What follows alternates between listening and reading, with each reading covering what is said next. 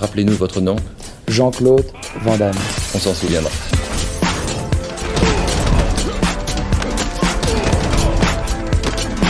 Van Damme Express.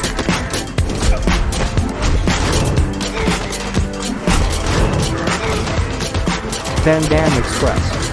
Salut à tous, vous écoutez Van Damme Express, le podcast qui regarde tous les films de Jean-Claude Van Damme et qui les classe les uns par rapport aux autres. Aujourd'hui, j'ai regardé la suite de Universal Soldier, donc Universal Soldier The Return en anglais, et en français, ils ont trouvé un titre formidable, il s'appelle Universal Soldier, le combat absolu. Ça sent bon, hein ? Allez, on est parti. Devreux, vous êtes vivant. Mon général, il ne reste que quelques heures à tenir. Si Seth ne trouve pas le code, il s'éteindra comme une bougie et les Universal Soldiers seront déconnectés. Vous ne craignez pas qu'il arrive à le décrypter lui-même ? Non, il n'a pas été programmé pour ça. Il n'y a aucun risque. Il n'a pas été programmé pour faire tout ça non plus, n'est-ce pas ? C'est vrai, oui. Il adapte sa programmation lui-même. Et s'il décrypte le code ? Dans ce cas, ce sera l'apocalypse. C'est un film qui sort en 99, donc 7 ans après le premier Universal Soldier. Alors ça devait être inscrit pour un autre film, pas du tout pour la saga Universal Soldier, mais il a quand même été récupéré. On construit le projet autour de Jean-Claude Van Damme. Alors c'est une période vraiment spéciale, hein. Ça va être la dernière apparition de Van Damme au cinéma avant JCVD, bien longtemps après. Et c'est un film qui va faire un four au cinéma, bon pour une bonne raison, hein. Je vous le cache pas, c'est pas un très bon film. Il y a un autre film qui va être tourné à peu près au même moment, c'est Inferno de George Advilson, donc le réalisateur de Rocky. Et Inferno va être sacrifié puisque ce deuxième Universal Soldier ne va pas fonctionner commercialement. Il y a également deux autres films Universal Soldier. Il y a deux films de téléfilms, Universal Soldier 2 et 3, qui ont été tournés donc 97-98. Donc alors en fait, ce sont des pilotes de série. Il y a une époque où ils voulaient démarrer une série avec cette franchise.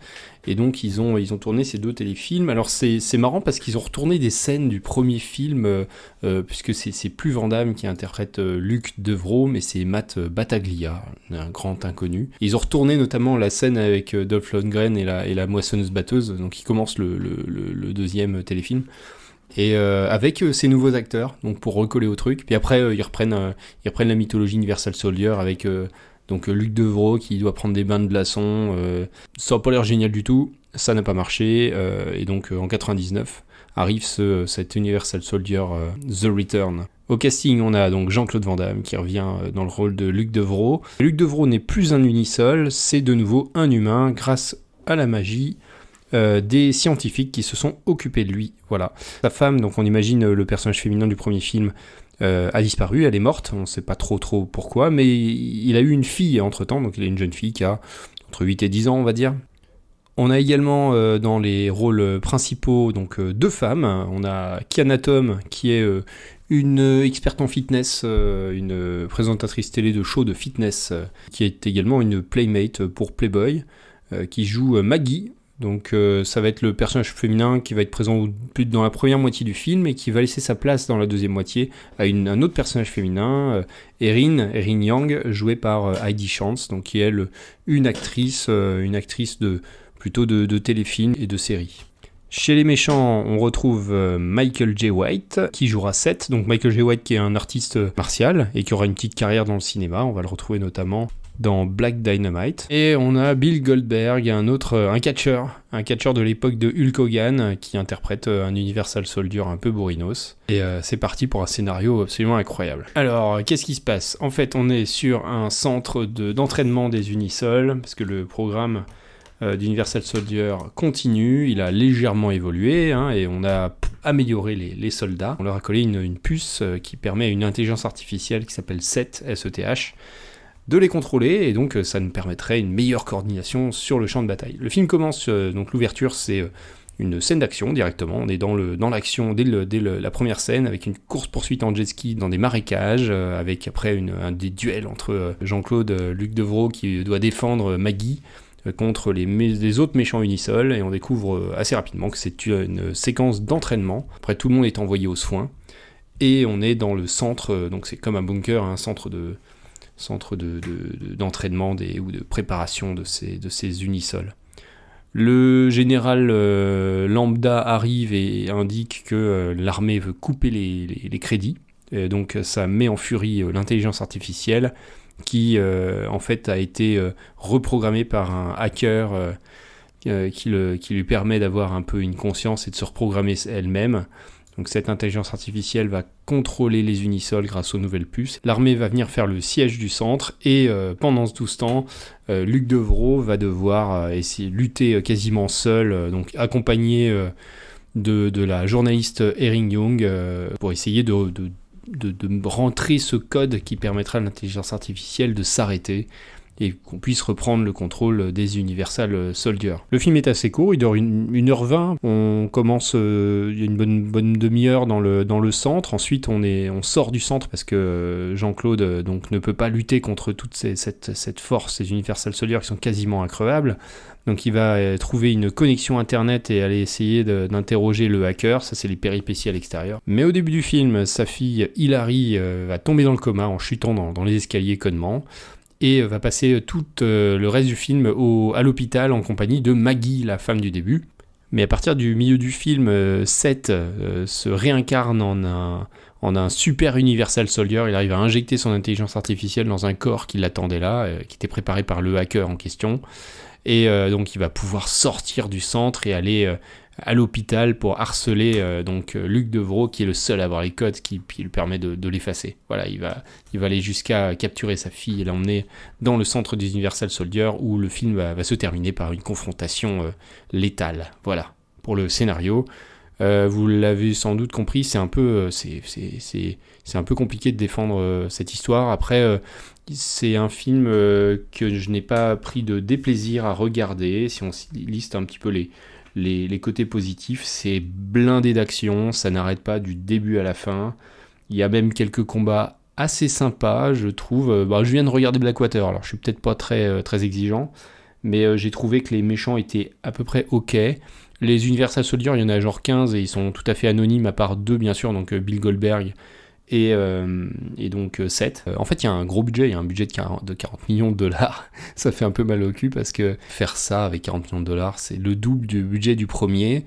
En termes d'effets spéciaux, de mise en scène, effets spéciaux c'est pas mal, il y a des bonnes explosions, il y a de la pyrotechnie, voilà. Mise en scène c'est nul, c'est plan-plan, les effets de transition, les effets de caméra, c'est pas ça du tout. Mais c'est le premier et dernier film de Mick Roger, le réalisateur. J'ai pas parlé de lui, mais en fait c'est un cascadeur avant tout. Ce gars-là, il a fait il a une carrière énorme en tant que cascadeur ou réalisateur de deuxième équipe pour les scènes d'action et de cascade. Notamment, c'est le cascadeur attitré de Mel Gibson sur Les Armes Fatales.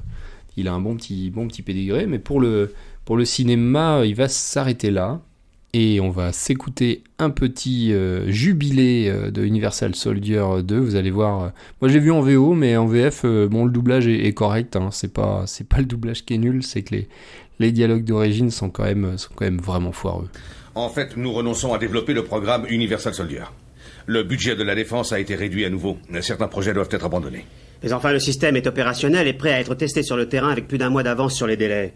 Dommage. Mais le haut commandement n'a jamais aimé l'idée de recycler les soldats tombés sur le champ de bataille pour en faire des Universal Soldiers. La première tentative a coûté la vie à des dizaines de civils et de militaires, sans oublier le scandale que cela a provoqué dans l'opinion publique. Il nous a fallu des années pour que ça se calme.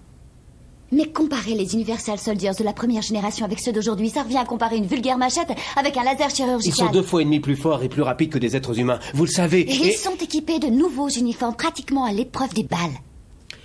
Écoutez, mon général, l'équipe n'a pas seulement obtenu une amélioration de leur performance physique. La nouvelle puce que nous leur avons implantée dans le cerveau va permettre à l'ordinateur principal de contrôler tous leurs gestes. Le soldat est l'élément principal de la cohésion de nos forces armées. Ce n'est pas à des machines que nous allons confier la défense de notre pays. Délimiter un périmètre de sécurité. Exécution. On se bat contre qui, mon général? L'ordinateur. Il a échappé à notre contrôle. L'ordinateur? On n'a qu'à le débrancher. Il nous en empêchera. Écoutez, le risque, c'est qu'ils se servent des armes stockées ici, des armes biologiques et des armes tactiques. Elles sont toutes sous son contrôle. La seule solution, c'est de détruire cette saloperie. J'ai été tué au Vietnam. Dylan, le docteur Kotner, a inversé le processus. Il m'a ramené à la vie. Sans lui, je ne serais pas là. Alors vous n'êtes pas un homme normal? Mais si, complètement normal. Et regardez devant vous, soldat. Qu'est-ce que t'as fait? fait? Allez, dis-le-moi. Je l'ai mis dans le corps d'un type que je gardais au frais pour lui. Non seulement j'ai choisi le meilleur spécimen, mais en plus j'ai optimisé toutes ses capacités. Ses muscles ont des fibres 5 fois plus performantes que les nôtres. C'est géant. Vous imaginez ça? J'ai implanté la matrice de 7 dans le cerveau du plus puissant des Universal Soldiers. C'est le stade ultime de l'évolution. Comment elle est plus loin? La fin est proche. Il suffit de donner un tour de clé.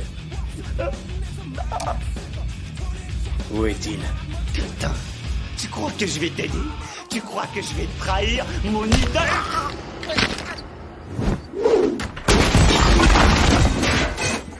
Il voulait s'infiltrer dans mon programme. Stupide. Et dangereux aussi. Leur point faible à exploiter, c'est la peur de mourir.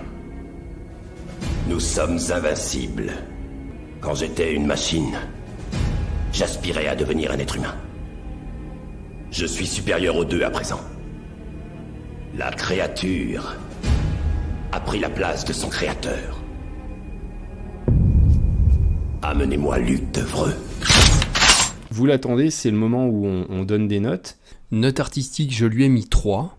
Alors c'est assez bas, oui, c'est inférieur notamment à The Art Corps.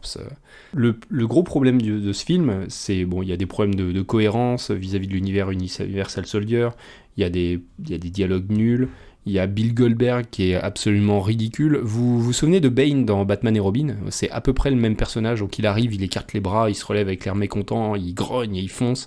Il y a un moment où il enlève son t-shirt pour montrer ses muscles et il grogne et il fonce. Et c'est nul à chier, mais on rigole bien, voilà, en voyant Bill Goldberg. Donc ça, c'est un problème. Globalement, les comédiens sont vraiment pas au diapason. Celui qui s'en sort le plus, c'est Seth, c'est Michael J. White. Lui, il est plutôt bien, il apparaît 10 minutes dans le film. Les filles, bon, elles sont surtout l'atout charme, le love interest, mais elles ont absolument aucun intérêt dans le film, si ce n'est se retrouver en soutien-gorge. Je vous ai dit que c'était vulgaire aussi, non, je l'ai peut-être pas dit, mais avec Van Damme qui regarde bien dans le décolleté pendant quelques secondes et lance une réplique un petit peu qui craint, quoi.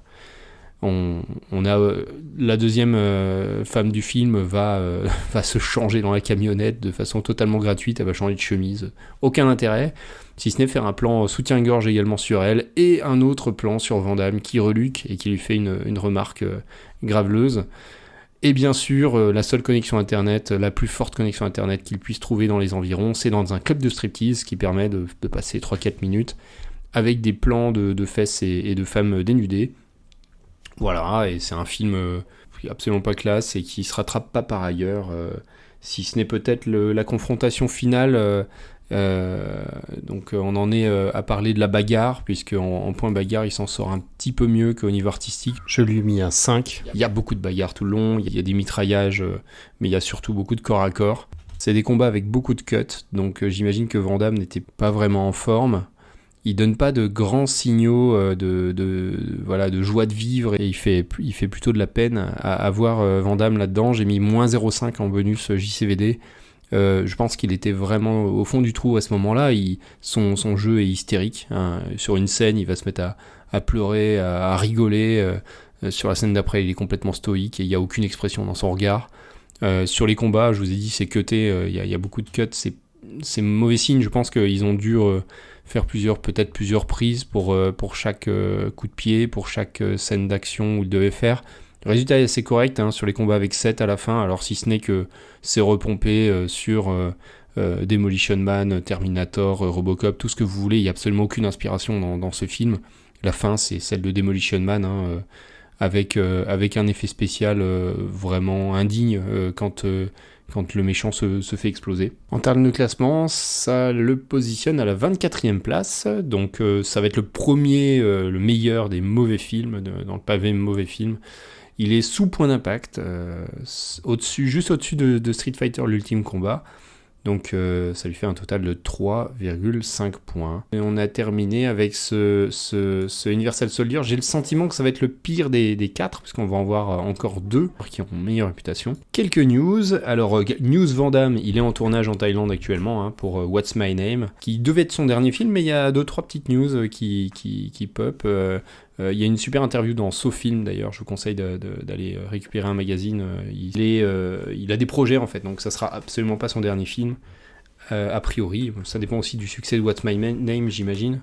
À propos du podcast, vous êtes de plus en plus nombreux à écouter Van Damme Express. J'en suis ravi, je suis content, ça veut dire que le format est sympa à écouter, ça me motive bien pour continuer. Et donc le prochain épisode 30, c'est un chiffre rond. Si c'est un chiffre rond, c'est forcément qu'on va regarder un film un peu marquant.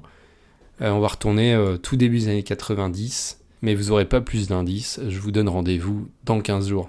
On se quitte avec une petite interview de Michael J. White qui parle en rétrospective de ce Universal Soldier The Return, et tout ça après le générique.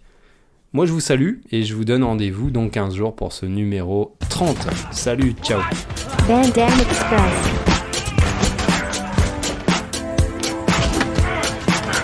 Van Damme Express. Van Damme Express.